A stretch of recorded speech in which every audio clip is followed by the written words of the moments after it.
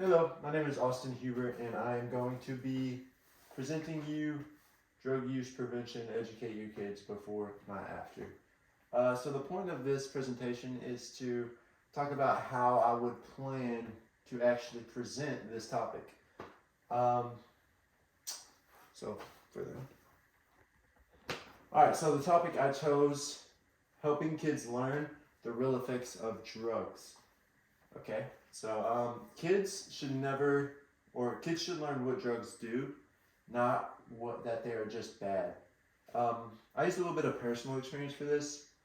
So like I feel like when you get taught about drugs in the middle school and stuff, by teachers, dare, your parents, you just hear don't do drugs, stay away from drugs, they're bad, they'll ruin your life.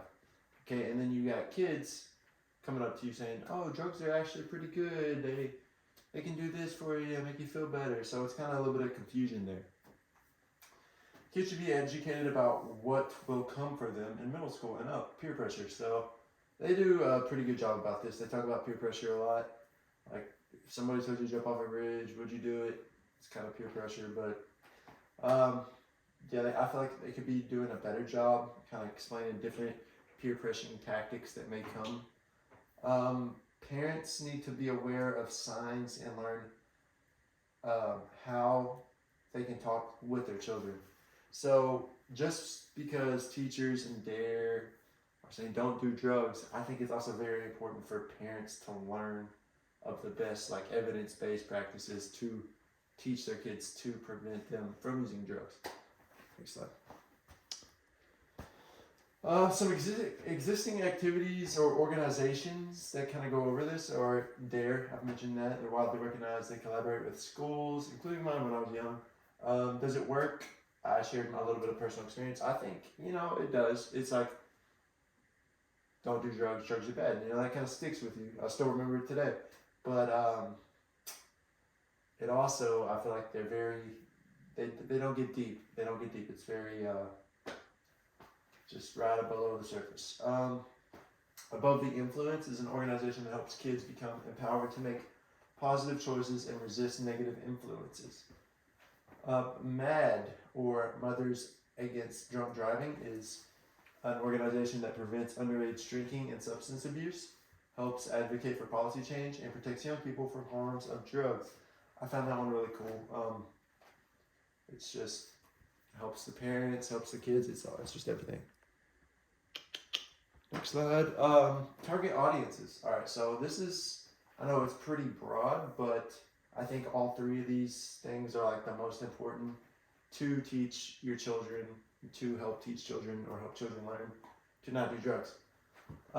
Teachers' jobs are to teach, so I feel like they could be the best at helping teach kids not to do drugs. They spend more time with the kids than parents get to sometimes. Some kids may have parents who are substance users themselves. Yeah. So some parents, they're not the best teachers. They may still be using drugs, so they may feel like hypocrites if they're telling their kids not to use drugs. I don't know. It's stuff like that can happen. Parents, they're the number one educator of their children. You can only educate children so much, especially when they are young.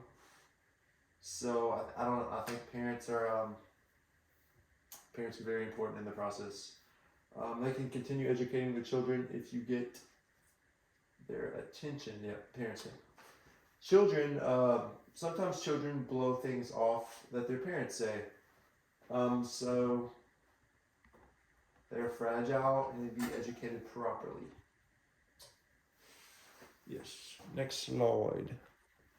Event type. So for my event type, I chose a workshop. And I chose this at the school in Paragould, Arkansas. So of course this would take some strings to be pulled and some connections and maybe paying, but I don't want this to be planned after school and in the school where kids are comfortable, teachers are comfortable, and parents somewhat comfortable. This needs to occur in the early adolescent years. I'll get more into why that's important. 12 to 14 can occur yearly if needed. After work hours, so parents can attend. And then the event needs to help show kids and parents evidence-based prevention methods, and also teachers. Early in the school year, because I feel like, maybe that middle school jump is whenever all the kids are going to start um, going to their first sleepovers and, sorry, my dogs, going to their first sleepovers and, expanding their social groups. And the date I selected was Tuesday, September 3rd, 2024. Very early in the school year, right near the beginning. Okay, so our event on September 3rd, 2024. So, events that could be happening around this time of our prevention workshop that could possibly help are the back to school preparation events.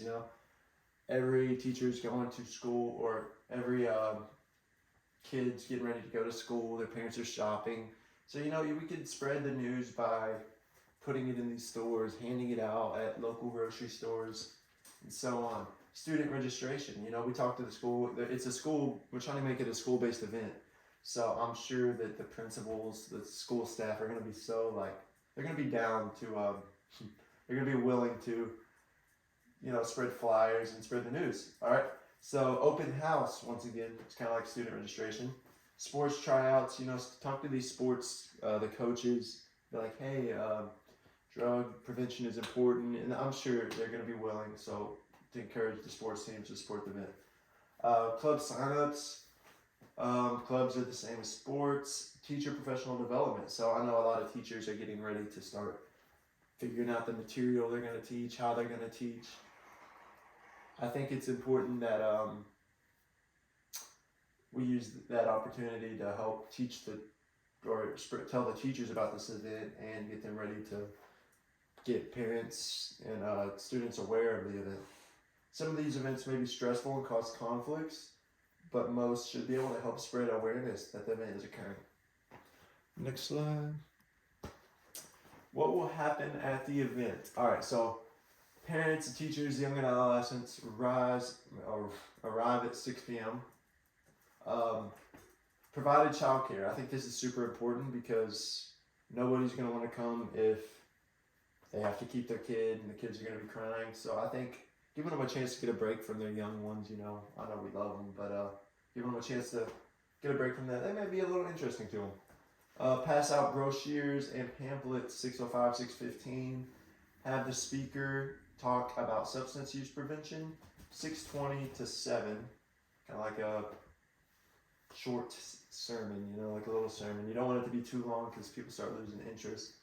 And by the speaker, you want to have like a really good speaker. You're not going to want to get a monotone guy, maybe like me. Somebody with experience, and have some demonstrations or other vital information that needs to be presented. So I think what could be awesome is getting some people in that want to share their testimony about being in drugs when they were young and getting out of it, or how it changed their life course.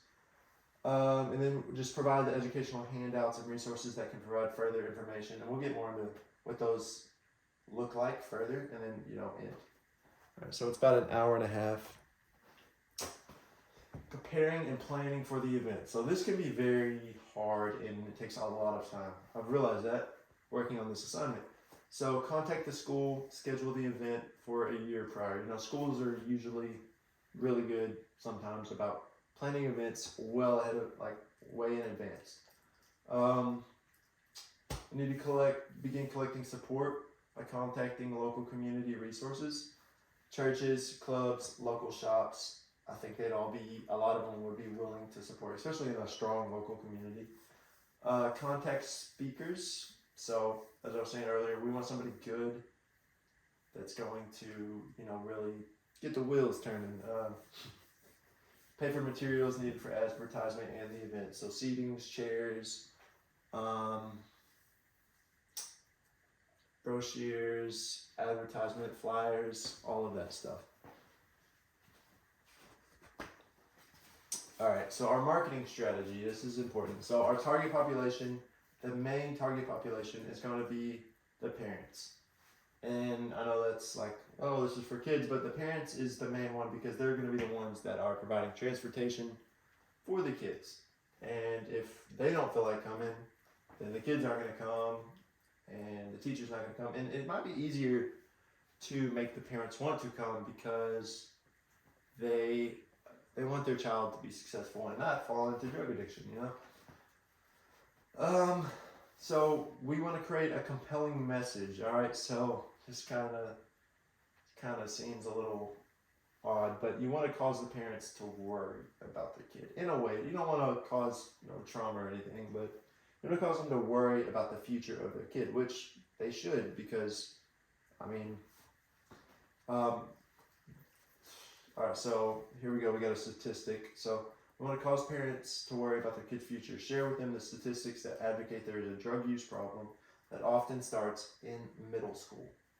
So that's what I was saying, earlier, 12 to 14, that's when a lot of drug use first initially starts. You're going to use multiple channels of marketing. So social media, radio stations, email chains. Email chains, we all know, they're like super annoying.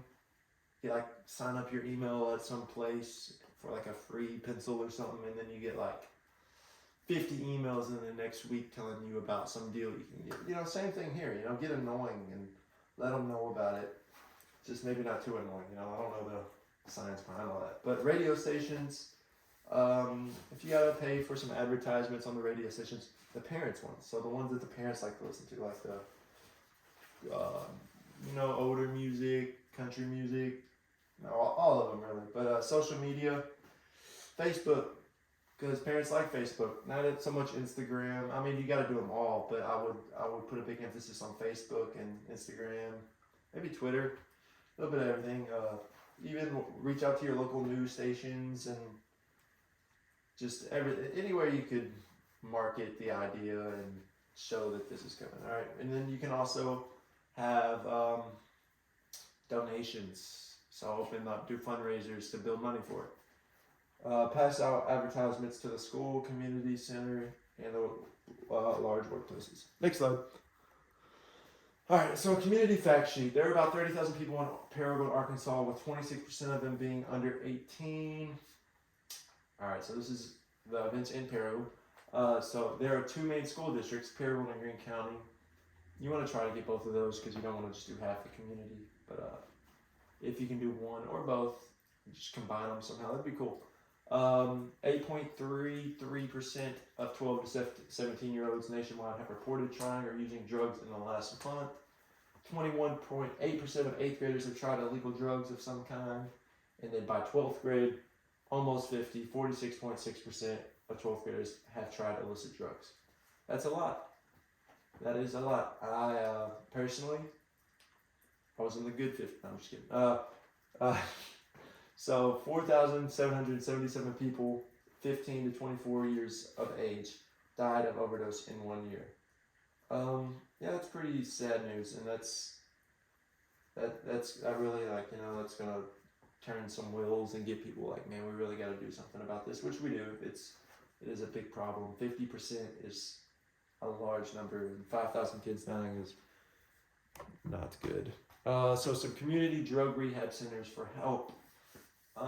We got NEA Community MH Center, Mid-South Health Systems. I actually work here, but in Jonesboro, so I know that they got tons of AA, rehab, tons of resources there. Life strategies, counseling. If you're having a problem, I'm sure they have tons of different counseling programs that you can get into. And then children health services. You want to get there some help from just a local children health services. They can help you with education and all of that stuff. Right. Sorry about my dog. All right, so let's talk about SAMSHA. They're just a huge drug prevention, government funded, all of this stuff. It's pretty big, probably the biggest. Here's a few of their hotline numbers that helps with drug problems. So the kids could call, the parents could call. You want to give this out at the presentation. 988 Suicide and Crisis Lifeline, Disaster Distress Helpline, and then the National Helpline. All right, so here's my evaluation and reflection. I guess I will read it word for word. This assignment was excellent for understanding how much goes into event planning. You have to be very prepared and plan months to years in advance. It was interesting thinking about how you could spread advertisements for the events. Some places may end up saying no, so you must be prepared to find other ways to go about marketing strategy. Planning also takes a lot of work towards getting other organizations or businesses to work with you on scheduling and planning. Overall, this assignment showed you what may go into planning a big event like this. You can tell by my work that it takes a gigantic amount of time to plan and execute a public event properly. Failure in one area can result in a lack of audience and impact at the event. Once again, sorry about my dog. We're almost done. One of the hardest parts for me was finding community facts. I chose the community where I was initially from to host this event, so I knew of some things in the area. Finding the aid and facts that you need would be challenging if you plan an event in an unknown region. I found it fun to think about methods to advertise and spread the news that the event was occurring. There are lots of ways to do so. Advertising takes a lot of work and time, but it is one of the most essential parts of executing a good event. Here's some references. And the end. All right. Thank you very much, and I have.